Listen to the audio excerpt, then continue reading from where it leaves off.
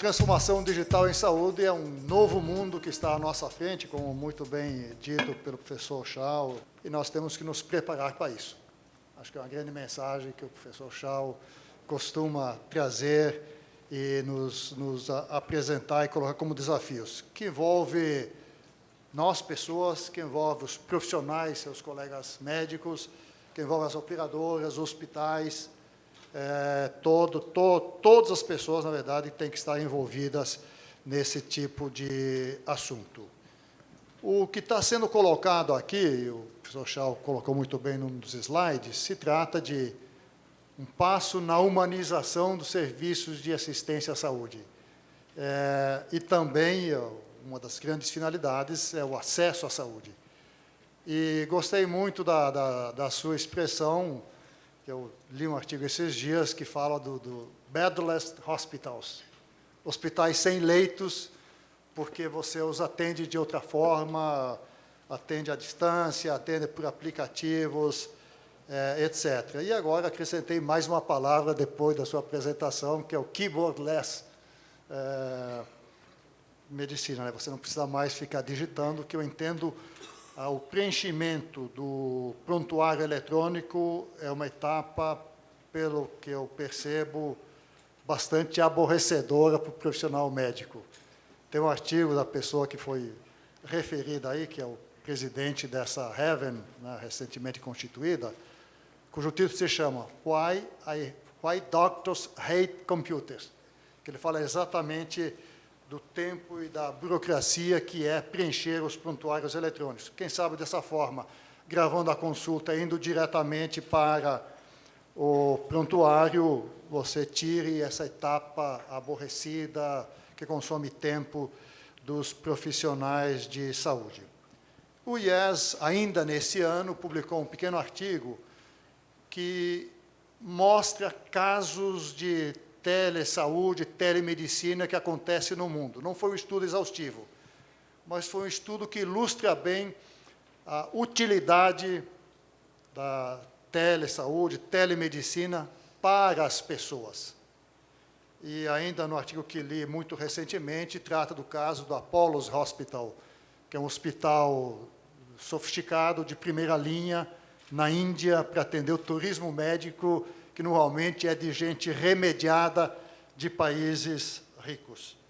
Esse hospital desenvolveu uma rede de centros de atenção simplificados em zonas rurais da Índia, que não tem médicos e profissionais de saúde, mas tem lá uma enfermeira, um auxiliar, etc., e equipou para esse contato desse centro médico especializado, sofisticado, com essas pessoas que, de outra forma, não teriam acesso à saúde. De modo que a telemedicina não deve ser vista como, eu entendi um pouco, umas assombrações que existiram na cabeça de muita gente. Eu costumo dizer que assombrações existem na cabeça de quem as tem, não nos outros. Então, precisamos dissipar assombrações para darmos os passos corretos, necessários, inclusive uma boa regulação dessa matéria e desse assunto. Eu acho que podemos agora começar colhendo as impressões de nossos debatedores e depois as respostas e comentários dos dois palestrantes e seguiremos em seguida. Eu acho que gostaria de convidar para iniciar essa tarefa o representante da AMB, o diretor da AMB, o Dr. Carlos Alfredo. Carlos Alfredo, a palavra é sua. Bom dia a todos, obrigado pelo convite. Parabéns ao Shaw, em especial a você, Shaw, porque eu já tinha sido intimado a conhecer a sua apresentação e, por várias razões, não consegui fazê-lo. E fiquei bastante satisfeito com o que vi, porque, de uma certa forma, isso espelha o entendimento da classe médica em relação à telemedicina. O que nós temos hoje de realidade, por isso existem assombrações, é que a telemedicina está sendo utilizada ou versatilizada de forma muito pontual, muito com objetivos comerciais. E esses objetivos comerciais deixam de compor as necessidades que o Shaw acabou de apresentar, que foi detalhadamente pontual em cada situação que nós temos.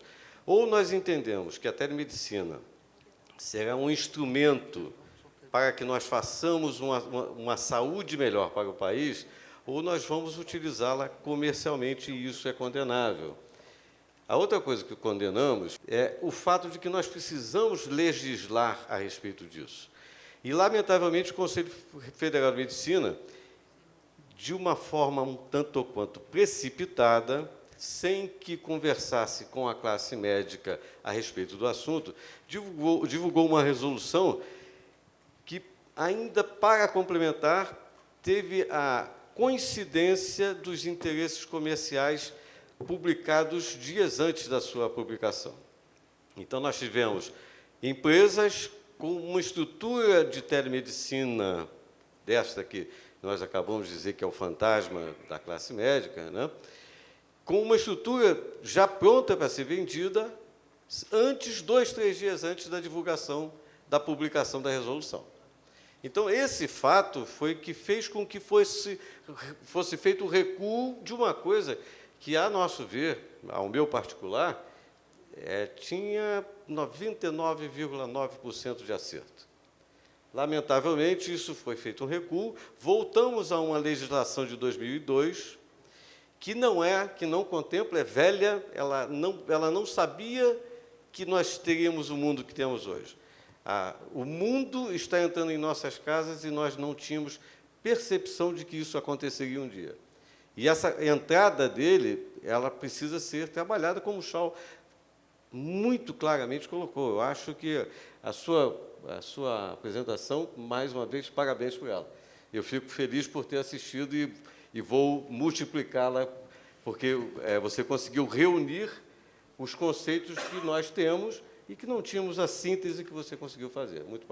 Meus parabéns mais uma vez. Obrigado pelo convite mais uma vez e fico à disposição para qualquer pergunta. Obrigado, Carlos Alfredo. Eu gostaria de ouvir agora o Luiz Alberto Ortiz. O Luiz Alberto Ortiz é da Horizon, e a Horizon, como todos sabem, é uma entidade que talvez tenha uma das maiores bases de dados de pessoas e de atendimentos médicos do país, quem sabe até um pouco mais do que isso. Então, por seus comentários. Bom, antes de mais nada, quero agradecer o convite aqui do IESE, cumprimentar os companheiros aqui. As apresentações são muito inspiradoras, né? Fazem a gente pensar em como pode ser o futuro. Acho que todos conhecem a Horizon, mas só para dar uma ideia da dimensão do volume de coisas, de dados que nós temos, são 13 milhões de vidas da saúde suplementar, histórico aí desde quando a Horizon foi criada como consolidação de outras empresas, são mais de 10 anos, e nós não temos informações médicas, mas nós temos as informações de quais são os procedimentos que são executados, por quem, quando, a gente, embora não saiba o desfecho médico. Né? E a gente tem trabalhado muito na questão de transformação digital, que é justamente, na nossa visão, levar a experiência que as pessoas têm no cotidiano, no nosso dia a dia, num aplicativo, num celular, em casa, com Alexa, enfim, com os assistentes, na saúde também. Né? Então, é natural que isso aconteça e nós todos, como usuários, como pacientes em algumas circunstâncias, ou como clientes, a gente busca por essa experiência cada vez mais e em qualquer tipo de atividade. A saúde não é exceção. Né? Então, a gente vem buscando... E assim, eu sou um fã de ficção científica, então eu fico pensando em saúde, questão de prontuário, falar, fulano de tal, o prontuário existe na nuvem, a mesma base que poderia ser, por exemplo, da justiça eleitoral, sei lá, uma base qualquer que está lá, você fala e o prontuário é preenchido. Enfim, dá para viajar, aqui tem umas coisas que dão entusiasmo na gente de fazer isso. Mas, especificamente na Horizon, a gente tem buscado dar transparência e olhar as informações que passam por lá, na nossa transformação digital, para que a gente veja o que as coisas estão acontecendo, como elas estão acontecendo, e a gente possa ajudar os médicos, ajudar as pessoas a tomarem decisões melhores. Né? É nessa linha que a gente vem trabalhando a nossa transformação digital. Muito bem colocado, o professor Shao, assim, a gente também não acredita que a inteligência artificial vá substituir, ela vai apoiar o ser humano, né? O ser humano vai mudar a forma, o tipo de atividade que ele vai fazer, e a tecnologia é um apoio, um suporte. Isso também nos remete à questão da Lei Geral de Proteção de Dados, da privacidade, né? Inclusive, a OPSI está ajudando a Horizon lá a aprimorar os nossos procedimentos. É muito importante que a gente seja capaz de ter, né? Ninguém quer ter uma televisão da sua casa ligada e ser filmado sem saber como, sem saber por quê. Então, eu acho que é uma questão de evolução. Existem as questões regulatórias, acredito que daqui a pouco o Leandro deve explorar um pouco, né?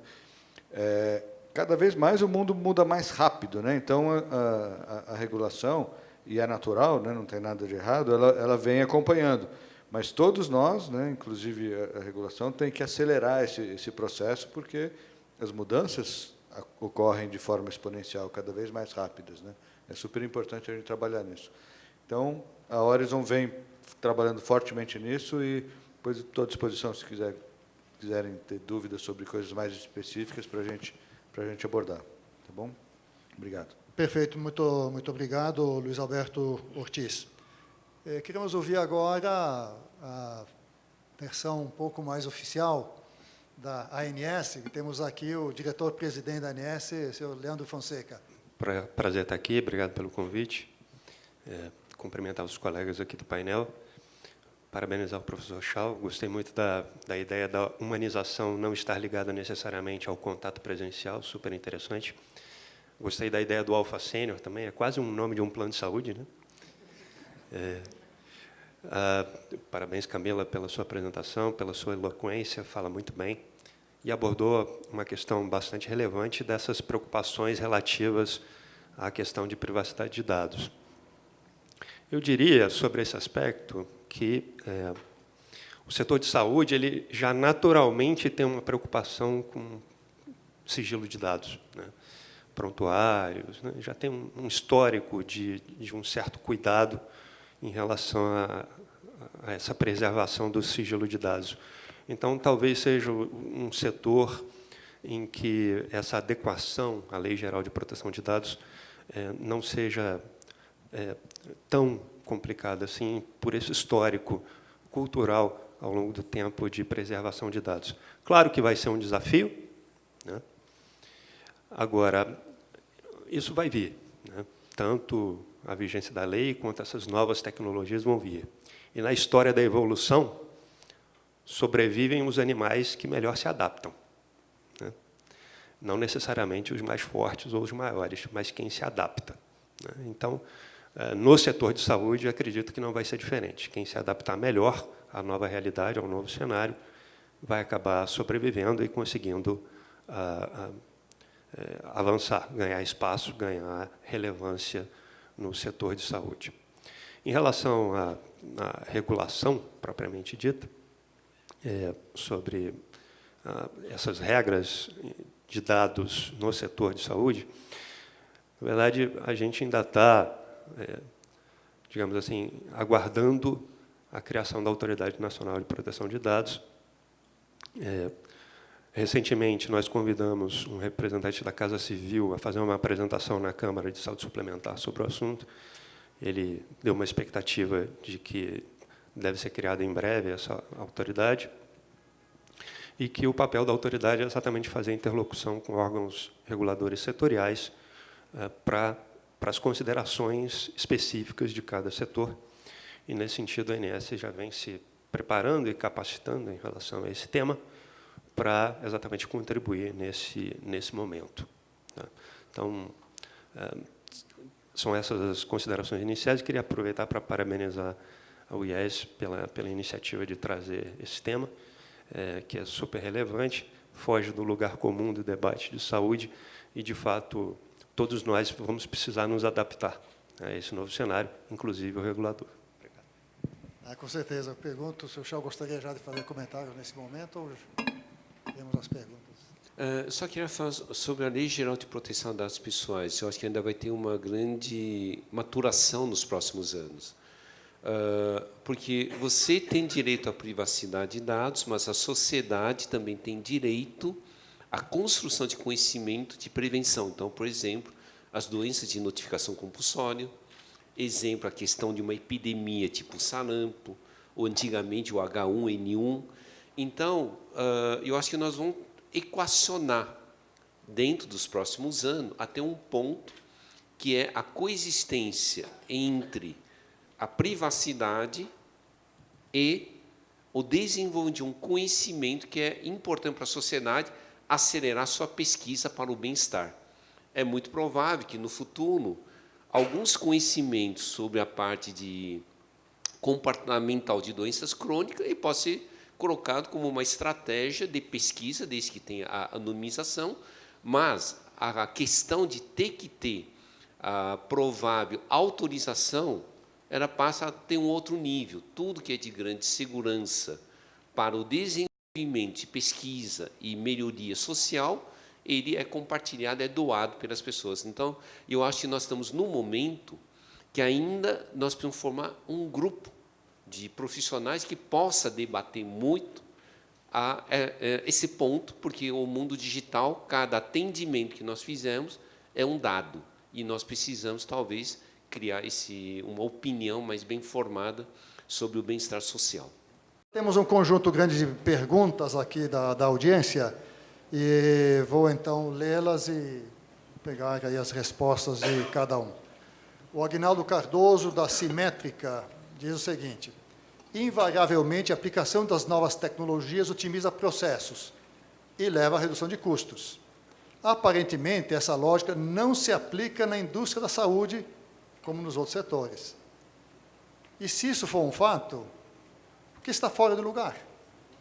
Pode ser feito, o que pode ser feito para que esse quadro se modifique? Eu acho que eu gostaria de ouvir o Chau sobre as considerações e talvez o nosso representante da MB, o Carlos Alfredo. Eu acho que a área de saúde não dá para trabalhar com redução de custo exclusivamente, porque a redução de custo significa que você vai fazer o mínimo indispensável pelo menor custo possível e não o melhor bem possível com o que você tem. Tá? Eu tenho feito um comentário. Quer saber qual é a melhor forma de reduzir custo? Dê bem-estar para as pessoas. Não deixe nem ficar doente. Essa é a melhor forma de reduzir custo. E, quando uma pessoa está doente, aumente a tua cadeia de lógica para a resolução do problema dele, reduzindo iatrogenia e consequências. Isso se chama expertise, depois que eu usei aquele termo. Aumento de expertise multicêntrica, isso sim, aumento de eficiência. Então, em geral, eu falo, olha, nós não deveríamos perseguir redução de custo, mas nós deveríamos perseguir o aumento de eficiência. O aumento de eficiência automaticamente significa redução de custo unitário. Tá? É uma questão de pensamento. E a outra, nós deveríamos investir muito mais em promover o bem-estar, porque assim nós teremos menos pessoas doentes.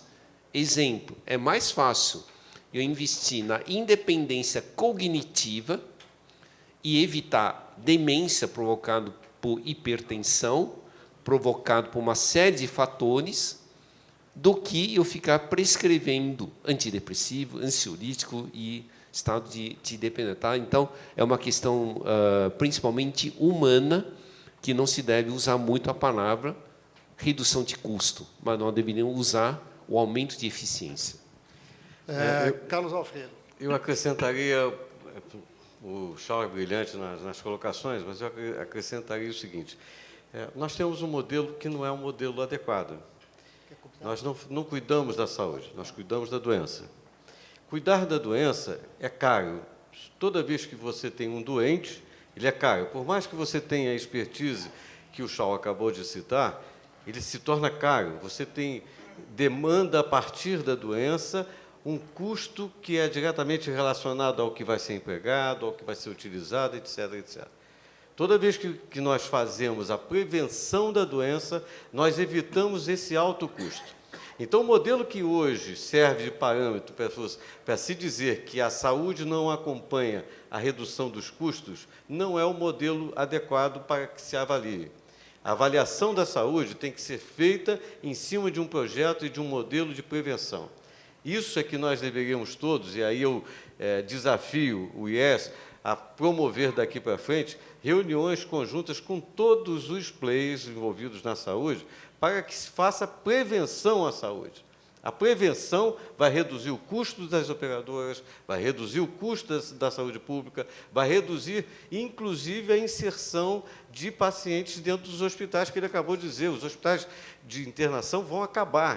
A tendência deles é serem restringidos a um número de internações extremamente pequeno. Nós, no Brasil, estamos no caminho inverso.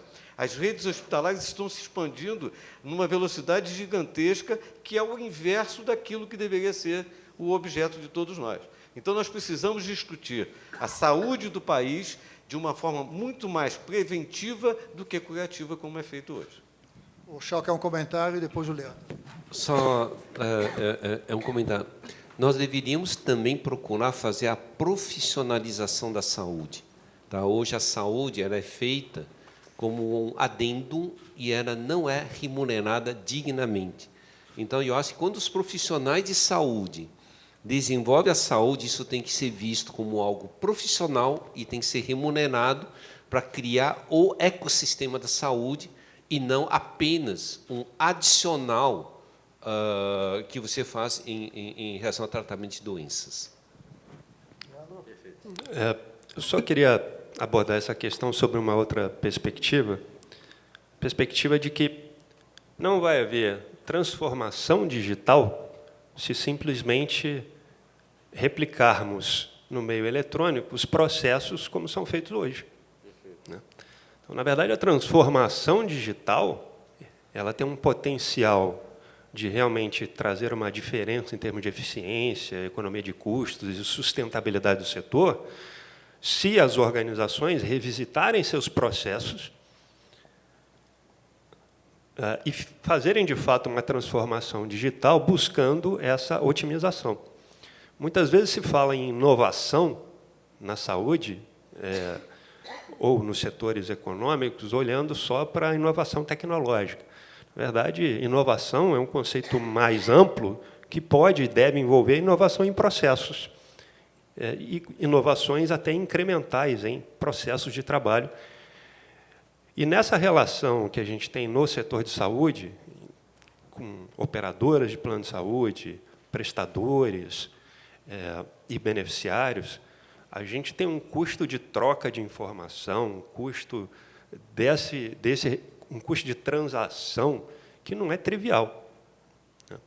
Então, sob esse aspecto, eu acho que, aproveitando o gancho do tema do painel, do seminário, que é de transformação digital, só queria deixar uma reflexão de que essa transformação digital não vai ocorrer simplesmente se a gente digitalizar os processos hoje existentes. A gente precisa rever os processos, rever esses custos de transação que existem, esses custos de troca de informação, para aí sim utilizar todo o potencial de transformação digital em prol de resultado em saúde de um sistema mais sustentável. Eu queria permanecer ainda com perguntas sobre esse tema, e a pergunta vem de Patrícia Couto Maia, do Couto Maia Advogados. Ela é dirigida ao Chau, mas eu peço que, antes que o Chau responda, o Luiz Alberto Ortiz faça rápida consideração também. Considerando que a maior parte da população da saúde suplementar são oriundos de planos coletivos empresariais, o senhor, Chau, considera válida a educação da telemedicina envolver as empresas e seus departamentos de gestão de saúde e bem-estar?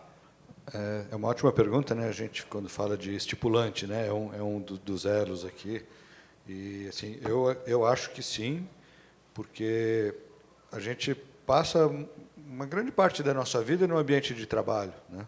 Então, se o empregador, quem contrata o plano, em última análise, puder contribuir, e isso vai a favor do interesse da sociedade, porque as pessoas têm mais saúde, de novo, a gente não trata da doença, a gente cuida da saúde, Isso vai no interesse de cada um de nós, porque nós passamos a ter uma saúde acompanhada mais de perto, enfim, qualquer sinal que a gente identifique que pode levar a um potencial de uma crise ou de uma situação mais grave, a gente identifica.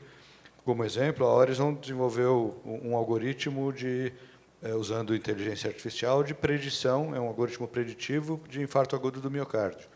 A gente conseguiu um score excelente. Para quem tinha um score acima de 88, a acurácia foi de 99%, né? Comparado ali no nosso universo. Então, eu acredito sim que a participação de estipulantes, de empregadores é fundamental e atende o interesse da sociedade como um todo, de indivíduos como um todo e de quem cuida da nossa saúde. Bom, eu acho que é assim, uma das prioridades que deveria ser feito, chamado o desenvolvimento do autocuidado. Tá? Eu acho que o maior problema hoje é que em toda a formação, seja desde a educação básica até o ensino superior, exceto na área de quem é da área de saúde, ninguém ensina como se cuidar. Então, as pessoas ficam praticando como refém. E, ao não ensinar como se cuidar, tem um outro pior, ele não entende o que está sendo explicado. Então, esse é um desafio muito grande, e embora eu tenha usado sobre saúde nas escolas como uma estratégia de incentivar, desde as fases iniciais, o entendimento sobre saúde, mas eu diria que se nós adotássemos como política a formação de autocuidados e o entendimento sobre o corpo, nós teríamos um sistema de prevenção muito mais importante. Eu vou dar um exemplo.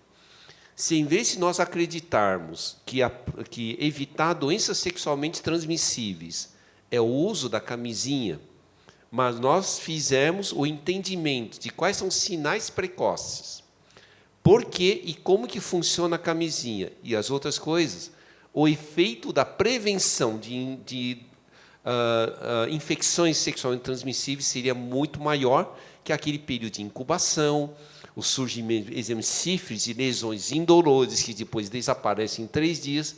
Então, se a pessoa for ensinado, seria melhor. E aí, então, só para responder a pergunta, eu acho que nós devíamos ser algo contínuo e formação de um novo hábito em saúde. Se eu puder só fazer um comentário em cima do que o Shaw falou, o ser humano é da sua natureza, né? Todos nós, a gente tem que criar hábitos para que a gente passe a fazer esse tipo de coisa. Todo mundo sabe aqui que tem que fazer atividade física, que tem que se alimentar bem, que tem que não digitar no celular enquanto está dirigindo. Eu sei que ninguém aqui faz isso, mas tem gente que faz, apesar de saber que não se deve fazer, né?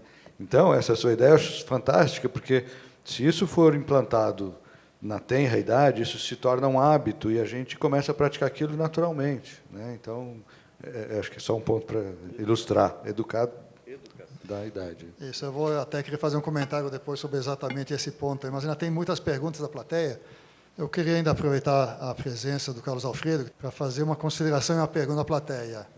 A gente sabe que o estado de saúde de uma população, de uma pessoa, depende dela mesma, em praticamente metade. O resto é meio ambiente, genética, etc. E há também recomendações claras que vêm da área médica quanto ao tipo de atitudes e comportamento que são relevantes para a pessoa preservar uma boa saúde com uma grande longevidade. A questão é como se mudam os hábitos dessas pessoas, já levantado até pelo Luiz Alberto. Essa é uma questão que precisa ser tratada, até gostaria de ouvir os seus comentários. Mas, além disso, é uma pergunta que vem de Márcia Vieira, que é da MV Bank, Banco de Projetos para Investimentos. Ela pergunta, como as universidades estão se preparando os futuros médicos para essa nova sociedade? Acho que é mais do que pertinente para o representante da Associação Médica Brasileira, essa pergunta. Esse hábito só tem um meio de se fazer isso, é por educação. E nós educamos, criamos o hábito de escolas que sejam educativas, ou nós não teremos isso. A escola primária tem que fazer isso. Eu garanto que os filhos de vocês seguem 99% das coisas que precisam ser feitas, porque vocês são educados e têm seus filhos em escolas de boa condição. Lamentavelmente, nós não temos isso na grande maioria da nossa população. A grande maioria não tem essa assistência e acaba evoluindo, crescendo, envelhecendo, sem a formação básica, sem a necessidade. Um exemplo claro disso é o seguinte: você pega uma criança na Alemanha, ela não anda de bicicleta até os 5 anos de idade na rua, porque ela só pode andar depois que ela passar por uma prova de trânsito para poder saber como agir dentro do trânsito com bicicleta. Por que não se tem acidente de bicicleta? Porque as pessoas são educadas a usar bicicleta. Esse é um exemplo claro. Com relação à pergunta das faculdades, eu vou responder isso com uma crítica ao invés de um comentário. Lamentavelmente, nós estamos desconstruindo a educação médica do país. Nós saímos de 162 faculdades em 2001, e estamos hoje com 323 faculdades funcionando. Saímos de 17 mil médicos formados para 35 mil em 2024.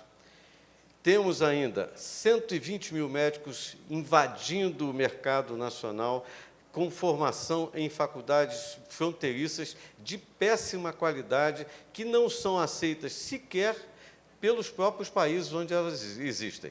Então, os alunos formados no Paraguai, na Bolívia e no Uruguai, e também no Uruguai, nenhuma faculdade, nenhum médico desse é aceito naquele país, e nós estamos abrindo a lei do Revalida, que foi agora, só falta ser sancionada pelo presidente.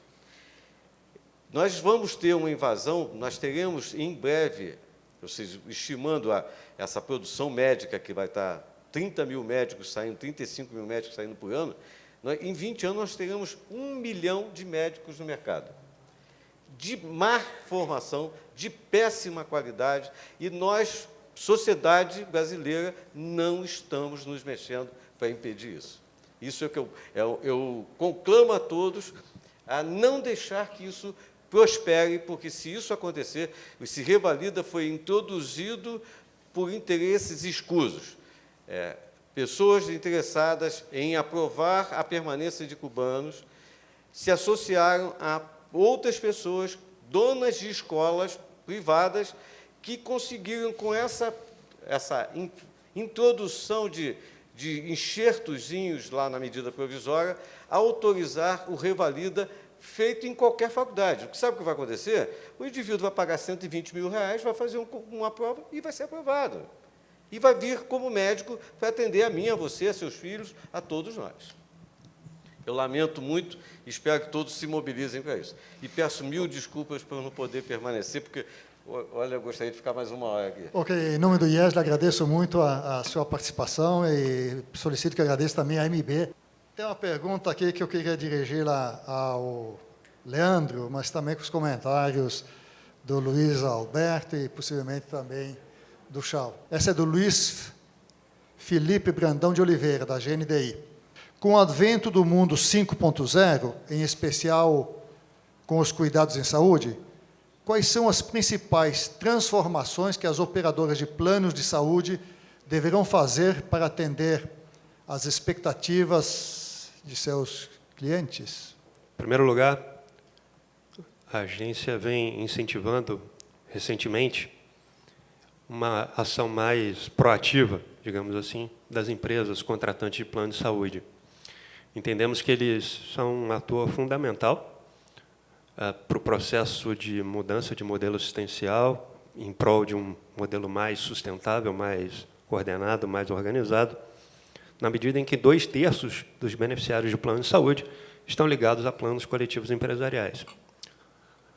É muito comum a gente ouvir das operadoras: não vale a pena eu investir em promoção à saúde, prevenção de doenças, porque o contrato hoje está comigo, daqui a 2 anos está com outra operadora.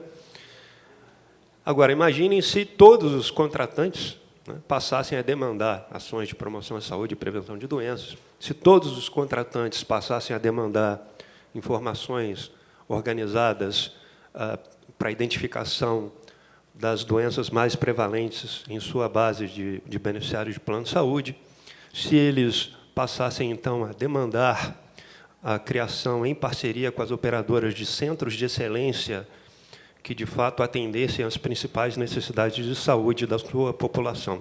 A gente poderia estar vivendo um ciclo virtuoso em prol de um setor que coloque mais centralidade no paciente, nas necessidades de determinados tratamentos de condições clínicas das populações. Portanto, entendemos como fundamental a participação da empresa contratante nesse processo de discussão. Eu, particularmente, tenho me envolvido diretamente nesse assunto. A gente fez um acordo de parceria com o SES e CNI. Amanhã vamos fazer um lançamento junto com a BRH. Então, existe já um processo de conscientização das empresas contratantes sobre a sua relevância e como elas podem contribuir para a gente ter um sistema de saúde mais resolutivo e mais sustentável. Portanto, acredito que essa adaptação das empresas também se faz necessária, né? Até porque gastos com saúde estão pesando muito, né? Existem estimativas que apontam que a despesa com plano de saúde nas empresas gira, em média, em torno de 15% da folha de pagamento. E, com a pressão de custos que a gente está vendo, isso tende a aumentar. E isso afeta a dinâmica da economia brasileira. Produtividade é a palavra-chave para a gente retomar o crescimento econômico e social do país. Portanto, reduzir o presenteísmo, reduzir o absenteísmo, ter uma força de trabalho mais saudável, mais produtiva, isso só traz ganhos para a sociedade. Saúde está ligada à riqueza. Então, a gente precisa cuidar, de fato, da saúde, e as empresas têm um papel relevante nesse processo. Eu concordo aqui com a visão do Leandro. Eu acho que, certamente, é importante a participação dos contratantes, e, especificamente, em relação ao sigilo desses dados, né? No caso da Horizon, nós somos aí o que a lei enquadraria como um operador para esse, não como um controlador. Então, todas as informações que nós temos, elas são usadas exclusivamente por quem nos contrata ou para fazer algo que o contratante nos peça. Todos os estudos, quando a gente fala de uso de inteligência artificial, de analytics, são feitos a partir de dados desidentificados, né? Como o Shaw também mencionou isso, a própria doutora Camila. Os dados são desidentificados, ou seja, não existe a possibilidade de identificar nenhum indivíduo a partir desses estudos, mas eles nos dão tendências, nos dão direcionamentos de como a gente pode, junto com a operadora a quem a gente serve, tratar melhor da saúde das pessoas, né? Eu acho que esse é o grande ponto. Um exemplo, inclusive, mesmo antes da lei surgir, né, a Horizon tem clientes que são concorrentes, né? Então, a gente sempre teve uma preocupação muito séria com essa questão da segurança da informação, do sigilo. Nós temos como clientes da Horizon operadoras que lideram o mercado brasileiro e que nos confiam esses dados e sabem que o dado de uma operadora A não vai ser visto ou compartilhado com uma operadora B, C ou D. Só queria fazer um comentário que muitas pessoas acham que a palavra humanização no sistema de saúde é um enfeite. Eu só queria promover duas reflexões. A humanização constrói vínculo e evita litígio jurídico, que é responsável quase 17% a 20% dos custos em operadoras por causa do litígio. Quem confia não processa.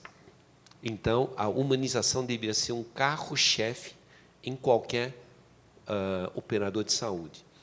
A segunda, quem confia não repete exame, não fica pulando de um médico para outro. Portanto, a humanização não deve ser visto como apenas um enfeite, mas deve ser visto como uma estratégia tronco para aumentar a eficiência.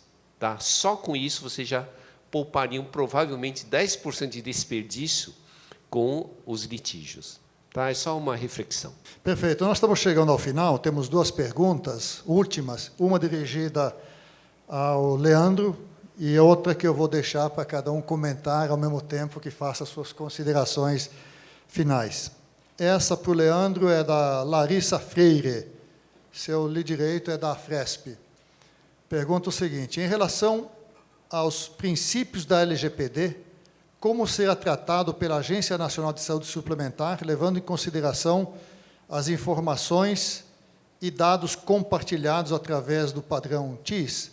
Eu já lanço a outra, para depois cada um fazer as suas considerações finais. É da Gisele Alves da Silva, da Scania Latinoamérica. Como as empresas citadas estão agindo em relação à LGPD? Quais as principais ações a serem tomadas para adequar a saúde corporativa a esta lei? Quais os diferenciais entre tratativas da LGPD de um modo geral e a saúde? Leandro, começamos com suas considerações, suas respostas e considerações finais. Fica um convite para assistir à próxima reunião da diretoria colegiada, dia 17 de dezembro. Um dos temas a serem deliberados é um posicionamento da diretoria colegiada sobre uma nota sobre LGPD. E aí acho que vai ficar mais claro o posicionamento da agência. Depois dessa propaganda, acho que a audiência no YouTube vai ficar maior. Minhas considerações finais sobre o evento. Parabéns aí de novo ao IES pela condução desse tema. De fato, é um tema super relevante. E eu acho que a gente acabou focando muito aqui em um determinado aspecto, mas eu acho que o conceito de transformação digital ele é amplo o suficiente para permitir uma reflexão em cada organização sobre como se adaptar, portanto, aos novos desafios que a gente vai ter pela frente, seja em termos de legislação, seja em termos de desenvolvimento tecnológico.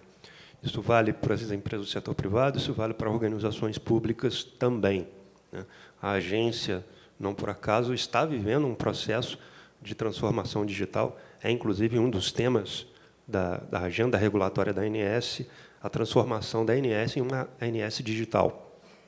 E, para isso, a gente está revendo os nossos processos de trabalho, não simplesmente digitalizando tudo que era feito no processo, mas procurando rever o processo, de que forma a gente se torna mais eficiente nessa relação com a sociedade e com o setor regulado, entendendo que é também obrigação de órgão público buscar ser cada vez mais eficiente, reduzir os fardos regulatórios desnecessários, sem a perda de qualidade do monitoramento que é feito, monitoramento e fiscalização que é feita. Então, acho que esse é um desafio amplo para a sociedade, vale também para o setor público. Eu tenho trabalhado muito na ideia que deveria ser obrigatório o ensino sobre ética e responsabilidade digital para todos os estudantes da área de saúde e profissionais. E, inclusive, eu tenho feito isso para ensino básico. E o pessoal me pergunta, mas por quê? Nós estamos tendo uma epidemia de depressão e ansiedade. E uma das grandes causas é o uso inadequado de sistemas digitais, gerando cyberbullying e várias outras coisas. Então, eu acho que a Lei Geral de Proteção de Dados Pessoais é muito importante, mas a educação nessa área sobre a ética e responsabilidade digital deveria ser obrigatória em todos os níveis na próxima década. Quero parabenizar pelo evento, pela tua moderação, e dizer que isso é uma boa oportunidade para nós repensarmos vários aspectos dentro dessa transformação. Parabéns. Obrigado. A gente foi muito feliz aqui, alguns abordaram isso, quer dizer, a transformação digital ela não é uma coisa específica da saúde, né? Ela é da sociedade. O professor mostrou isso na apresentação dele. Então, essa transformação na sociedade, a gente tem que refletir na saúde. E aí eu acho que são algumas coisas que foram mencionadas aqui. A educação, para mim, também é um ponto-chave, né? E a hora que a gente for rever, não adianta a gente brinca asfaltar o caminho da vaca, né? Rever os processos é fundamental, porque senão a gente vai continuar fazendo as mesmas coisas, só mudando as ferramentas, né? Então, isso não é transformação digital, isso é modernização de uso de ferramenta. Especificamente na saúde, eu acho que tem uma série de oportunidades. Essa transformação é um processo, é natural, sempre aconteceu assim. A diferença é que agora essas mudanças acontecem com uma rapidez incrível, muito mais rápido do que sempre aconteceu, né? E, novamente, em tudo, não só na saúde. Então, quero mais uma vez aqui agradecer a oportunidade, parabenizar os demais palestrantes, o Sequim, pela mediação aqui, e estou à disposição se alguém depois quiser falar sobre algum outro tema, tá bom? Muito obrigado. Perfeito. Ok, cabe aqui agora apenas os agradecimentos a todos que estiveram envolvidos na preparação desse evento aqui. A equipe técnica do IES, a Amanda, a Natália, a Bruno, ao Jander e a equipe da Letra Certa, Ana Rocchiti, que organizou e preparou bastante desse material aqui, aos nossos comissão julgadora, o professor Campino, Luiz Felipe Conde, Alberto Ogata, aos premiados, que é a razão de ser desse evento aqui de hoje. Eu considero que esse painel foi de extraordinária qualidade, quem deve julgar são vocês, esperamos que o façam. E cabe aqui agora o agradecimento a cada um dos que participaram desse painel, ao Leandro Fonseca, ao professor Chau e ao Luiz Alberto Ortiz. Muito obrigado a todos e vamos em frente. Obrigado também a todos vocês que estiveram presentes aqui.